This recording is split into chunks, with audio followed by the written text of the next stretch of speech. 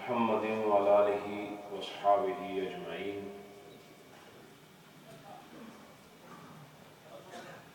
سبحانک لا علم لنا الا ما علمتنا، صدق اللہ مولانا العظیم۔ دوسری پڑھیے الصلاۃ والسلام علیک یا سیدی یا رسول اللہ وعلى آلك وصحابك يا سيدي يا حبيب الله۔ رحمۃ للعالمین۔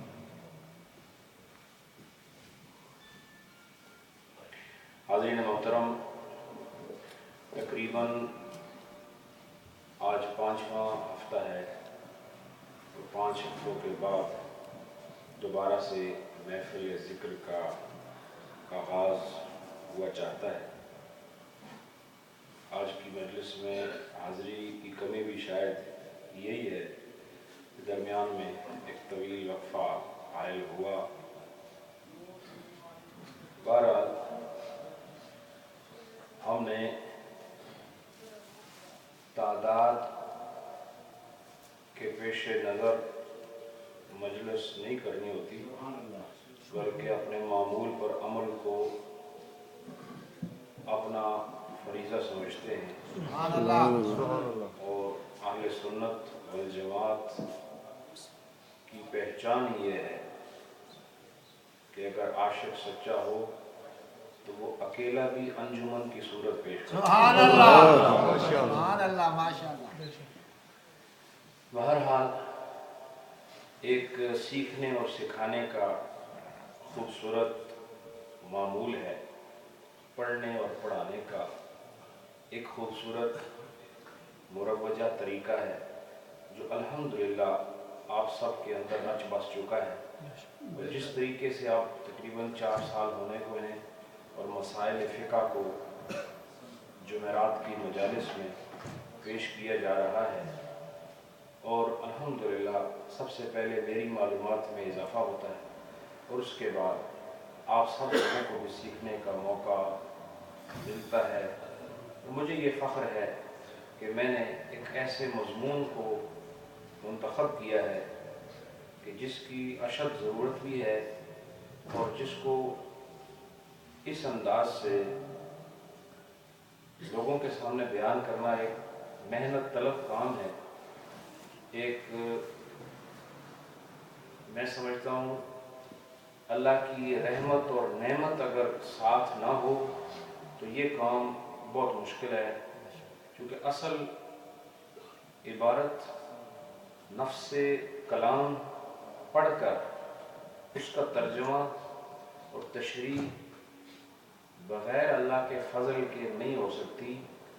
ویسے مسئلوں کے لیے کتابیں بہت ہیں، اردو میں لکھے ہوئے ہیں، پڑھ کے مسئلہ سمجھا جا سکتا ہے، لیکن جس طریقے پر میں آپ کو لے کے جا رہا ہوں یہ طریقہ خاصوں کا ہے، اور میں سمجھتا ہوں کہ اس خاص طریقے کے لیے، اس کو سمجھنے کے لیے، اس کو پڑھنے کے لیے اور اس پر عمل کرنے کے لیے اللہ تعالیٰ نے خاص طور پر آپ کا انتخاب کیا۔ سبحان اللہ۔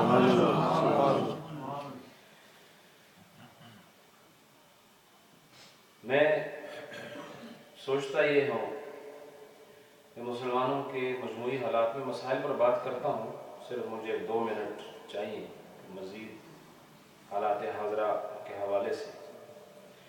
مسلمانوں کے جو مجموعی طور پر، بین الاقوامی طور پر اور داخلی اور خارجی طور پر جو حالات ہیں اس کے ذمہ دار غیر نہیں ہے، اس کے ذمہ دار یہود و نصارہ نہیں ہے، اس کے ذمہ دار وہ اس لیے نہیں ہے کہ اگر آپ ماضی میں بھی تاریخ کے ورق الٹ کر دیکھیں تو آپ کو یہ بات واضح ہو جائے گی، اور فطرت کا اگر آپ مطالعہ کریں تو دشمن سے خیر کی طلب کرنے والا بے وقوف ہوتا ہے، کم عقل ہوتا ہے اور حقیقت سے ناآشنا ہوتا ہے۔ وہ دشمن بھی ہو اور اس سے خیر کی امید بھی رکھے، بات یہ ہے کہ میں اور آپ سب جو اپنے آپ کو مسلمان کہتے ہیں، ہم سے اگر کوئی اسلام کی تعریف پوچھے تو کیا آپ سب میں سے کسی کو اتنی صلاحیت ہے کہ وہ کسی کو بتائے کہ اسلام کیا ہوتا ہے، اسلام کے عقائد کیا ہیں، عقیدہ توحید کیا ہے، عقیدہ رسالت کیا ہے، عقیدہ آخرت کیا ہے؟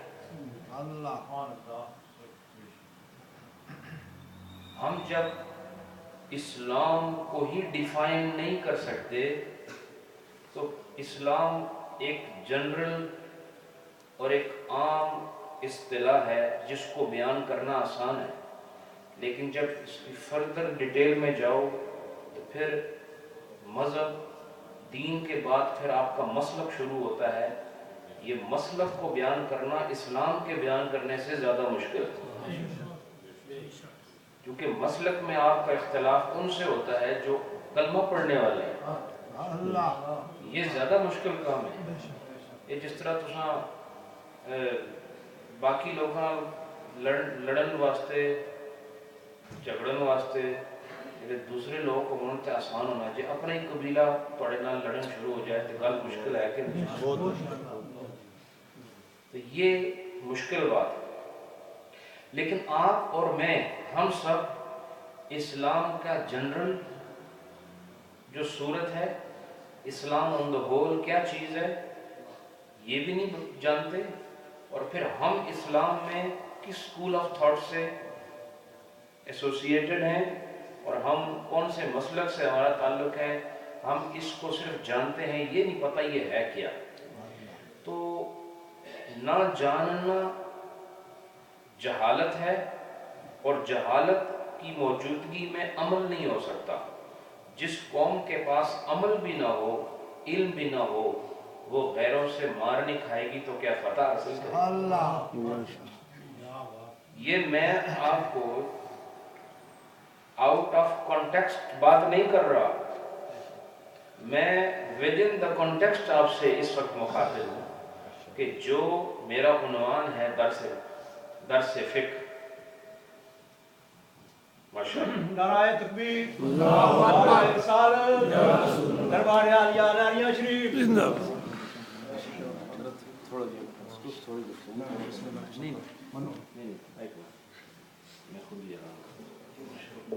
تشریف رکھیں۔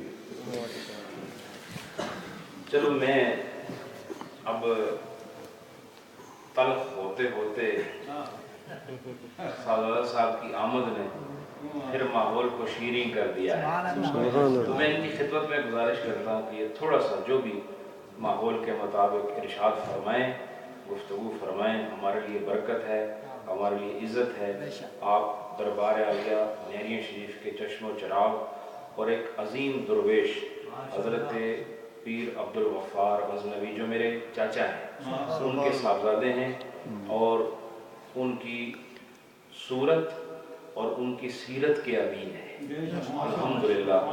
آپ تشریف لائے ہیں، ہم خوش آمدید بھی کہتے ہیں اور امید کرتے ہیں کہ آپ آئندہ بھی ہماری مجالس میں آ کر اس مجلس کی سرپرستی فرمایا کریں گے، اور آپ کا پیار، آپ کی محبت مذہب کے اعتبار سے بھی ہے، نسب کے اعتبار سے بھی ہے، اور علاقے کے اعتبار سے بھی ہے، اور صاحب علم اور صاحب عمل، صاحب تقوی شخصیت ہیں۔ میں قبلہ پیر صاحب کی خدمت میں گزارش کرتا ہوں کہ چند موتی محبت کے پیش کریں، پھر میں وہ جو کڑوی باتیں ہیں ان کو ختم کر کے فوراً درس فقہ کی طرف آؤں گا۔ جزاک اللہ۔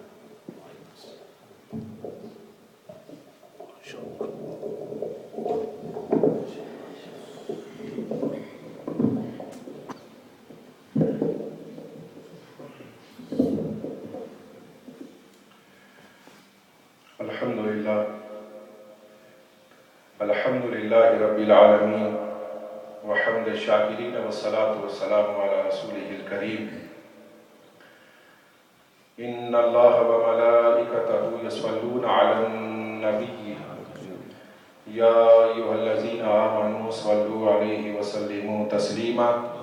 اللہم صل علی سیدنا و مولانا محمد وعلى آل سيدنا ومولانا محمد عدد ما في علم الله صلاة دائمة بدوام ملك الله. الصلاة والسلام عليك سيدي يا رسول الله وعلى آلك وأصحابك يا حبيب الله. الصلاة والسلام عليك سيدي يا رسول الله وعلى آلك وأصحابك يا رحمة للعالمين. الصلاة والسلام عليك سيدي يا رسول الله وعلى آلك وأصحابك يا خاتم النبيين. پیر طریقت، رہبر شریعت،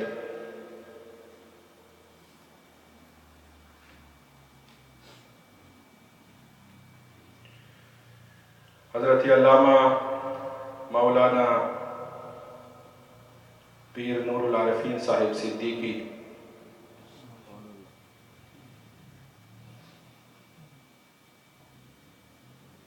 زیب و زینت آستانہ عالیہ نیرین شریف اور دیگر حضرات گرامی قدر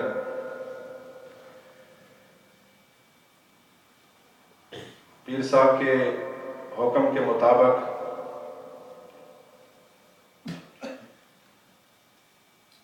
میں لب کشائی کے لیے کھڑا ہوا ہوں،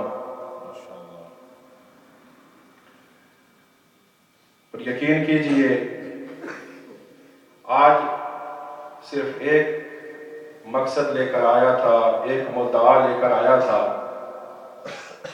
کہ آج آپ کا دیدار ہی کرنا ہے اور آپ کو ہی سننا ہے. سبحان اللہ.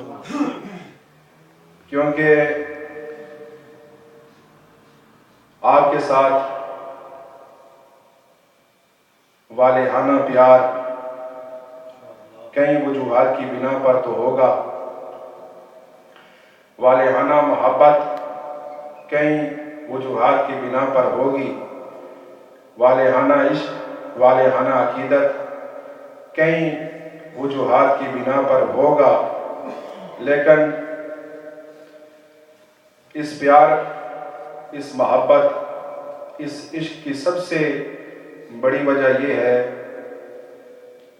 کہ آپ اس شخصیت کے لگتے جگر ہیں کہ جس شخصیت کی وجہ سے آج میں یہاں آپ کے سامنے کھڑا ہوں. سبحان اللہ. اور آپ کا ظاہری معمولات جو ہمیں نظر آتے ہیں، ان پر اگر پیار سے نگاہ دوڑائی جائے، محبت سے نگاہ دوڑائی جائے، کیونکہ بات تو ساری پیار کی ہے، سبحان اللہ. بات تو ساری محبت کی ہے، بات تو ساری عشق کی ہے. یہی پیار ہے جو آپ کو یہاں کھینچ کے لایا ہے، یہی محبت ہے، یہی عشق ہے جو آپ کو یہاں پر کھینچ کے لایا ہے. یہ پیار، یہ محبت، یہ عشق نہ ہوتا تو آپ یہاں پر جوک در جوک نہ آتے. اور جہاں پر آپ آئے ہیں یہ ایسی بارگاہ ہے کہ جہاں سے شریعت کا فیضان بھی مل رہا ہے، جہاں سے طریقت کا فیضان بھی مل رہا ہے، جہاں سے نگاہوں کو پاک کرنے کا سامان بھی مل رہا ہے، سبحان اللہ. جہاں سے سماعتوں کو پاک کرنے کا سامان بھی مل رہا ہے، جہاں سے قلوب کا زنگ دور کرنے کا سامان بھی مل رہا ہے، جہاں سے ارواح کی تاریکیوں کو کافور کرنے کا سامان بھی مل رہا ہے. سبحان اللہ. اس لیے کہ اس مسند پر بیٹھنے والا یہ وہ ہے کہ جو قاسم فیضان نبوت ہے، اللہ اکبر. سبحان اللہ. اور وہ جو تھے قاسم فیضان نبوت، اور جن کو انہوں نے قاسم فیضان نبوت بنایا، آگے ان کے ظاہری اور باطنی فیضان کے جو امین ہیں وہ بھی انہی کے فیضان کو شرق و غرب شمال و جنوب میں تقسیم کر رہے ہیں۔ یہ آپ لوگوں کی، بچوں کی، جوانوں کی، بزرگوں کی یہ خوش بختی ہے کہ آپ یہاں پر آتے ہیں، اللہ کا ذکر کرتے ہیں، اللہ کے نبی کا ذکر کرتے ہیں، اللہ کے برگزیدہ، اللہ کے محبوب اور مقبول بندوں کا ذکر کرتے ہیں، اپنی جولیاں خالی لے کر آتے ہیں اور انوار شریعت و طریقت سے بھر کر لے کر جاتے ہیں، اپنے ہاتھوں کو اللہ کی رحمتوں اور برکتوں سے بھرپور کر کے جاتے ہیں، اپنے ظاہر اور باطن کو اللہ کی رحمتوں اور برکتوں سے بھرپور کر کے جاتے ہیں۔ اور یاد رکھو یہی تو فائدہ ہے اللہ کے برگزیدہ بندوں کی صحبت اختیار کرنے کا، یہی تو فائدہ ہے اللہ کے محبوب بندوں کی صحبت اختیار کرنے کا، یہی تو فائدہ ہے اللہ کے مقبول بندوں کی صحبت اختیار کرنے کا کہ ان کی صحبت میں بیٹھنے والا وہ نہ تو شریعت کے علم سے بے خبر رہتا ہے اور نہ طریقت کے علم سے بے خبر رہتا ہے۔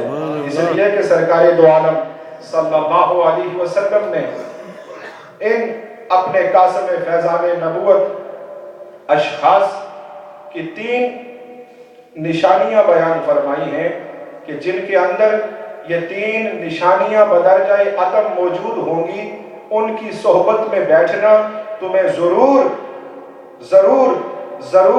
نبوت و رسالت کے فیضان کا حصہ وافر ملے گا۔ اور ان میں سے ایک نشانی یہ ہے کہ جب ان کے چہرے کو دیکھو تو تمہیں اللہ یاد آ جائے گا۔ ذرا پیار سے پیر نور العارفین صاحب صدیقی کا چہرہ دیکھو، کیا اللہ یاد نہیں آتا؟ ان کے چہرے میں اگر پیار و محبت سے دیکھا جائے تو حضور شیخ العالم کا چہرہ نظر آتا ہے، اور حضور شیخ العالم کا چہرہ وہ چہرہ ہے کہ جو چہرہ دیکھنے سے گناہوں کا کفارہ ملتا ہے۔ اور میں تو یہ کہتا ہوں کہ جس نے وہ چہرہ دیکھ لیا اور اس چہرے کے انوار کو اپنی روح میں اتار لیا، اس چہرے کے انوار کو اپنے قلوب میں اتار لیا، اس پر تو جہنم کی آگ بھی حرام ہو جاتی ہے۔ اور پھر دوسری نشانی کہ جب ان کی گفتگو سنو تو تمہارے علم میں اضافہ ہو۔ تو پیر نور العارفین صاحب صدیقی جب بھی خطاب فرماتے ہیں تو سننے والوں مجھے بتاؤ کہ کیا تمہارے علم میں اضافہ نہیں ہوتا؟ اور یہ جو جمعرات کو یہ ماشاءاللہ فقہی خطاب فرماتے ہیں اور فقہی امور سے آپ کو آشنا کرتے ہیں، باخبر کرتے ہیں حضرات گرامی۔ اور تیسری نشانی حضور نبی کریم صلی اللہ علیہ وسلم نے بیان فرمائی کہ جب ان کے عمل کو دیکھو تو آخرت کی یاد تازہ ہو جائے۔ تو کیا ان کا عمل آخرت کی یاد نہیں دلاتا؟ تو جب اللہ رب العزت نے اتنی خصوصیات اس مرد کلندر، مرد درویش، مرد مجاہد کے وجود میں بدرجہ عدم پیدا کی ہیں، تو اب یہ ہمارا کام بنتا ہے کہ ان کے فیضان سے ہم فیضیاب ہوں، جو شریعت کا فیضان تقسیم کر رہے ہیں، طریقت کا فیضان تقسیم کر رہے ہیں۔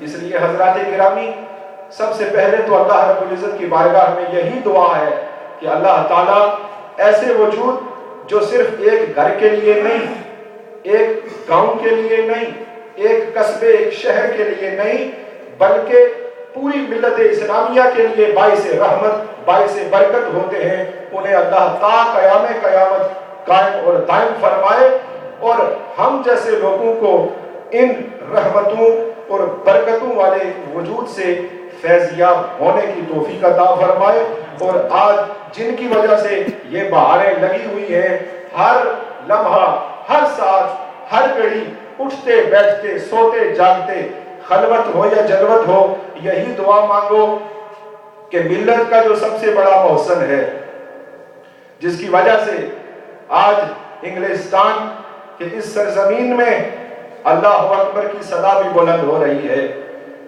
یا رسول اللہ کی صدا بھی بلند ہو رہی ہے، حق چار یار کی صدا بھی بلند ہو رہی ہے، یا علی کی صدا بھی بلند ہو رہی ہے، یا غوث اعظم کی صدا بھی بلند ہو رہی ہے۔ اس وجود کو پیر محمد علاء الدین صاحب صدیقی کے وجود کو سلامت رکھے، اور ان کے سایہ رحمت اور برکت میں پوری ملت کو متحد ہو کر ہمیں اللہ کی بارگاہ اور اللہ کے نبی کی بارگاہ میں سرخرو ہونے کی توفیق عطا فرمائے۔ وآخر دعوانا، میں پیر صاحب قبلہ کا، انتظامیہ کا بے حد مشکور ہوں۔ میں حضرات گرامی مہمان بن کر نہیں آیا، بلکہ یہ میزبان ہوں میں، اور جس طرح یہاں کی انتظامیہ ہے اسی طرح اس انتظامیہ کا میں اپنے آپ کو فرد تصور کرتا ہوں۔ سبحان تو اللہ، اللہ رب العزت ان کے وجود کو سلامت رکھے۔ یہ ہمارے قائد خاندان کے قائد بھی ہیں، ملت کے قائد بھی ہیں۔ ہم خاندان والے بھی حضور شیخ العالم کو قائد تصور کرتے ہیں۔ گھر خواجہ غلام محی الدین غزنوی کا ہو یا خواجہ ثانی لا ثانی غزنوی کا ہو، ہم نے ایک ہی قائد مقرر کیا ہے جس کا نام پیر علاء الدین صاحب صدیقی ہے۔ وہ گھر میں بھی ہمارا قائد ہے، باہر بھی ہمارا قائد ہے، ہر حال میں ہمارے قائد ہیں، اور ان کی مسند پر بیٹھنے والے بھی ہمارے سر کے تاج ہیں۔ اللہ رب العزت سلامت رکھے۔ وآخر دعوانا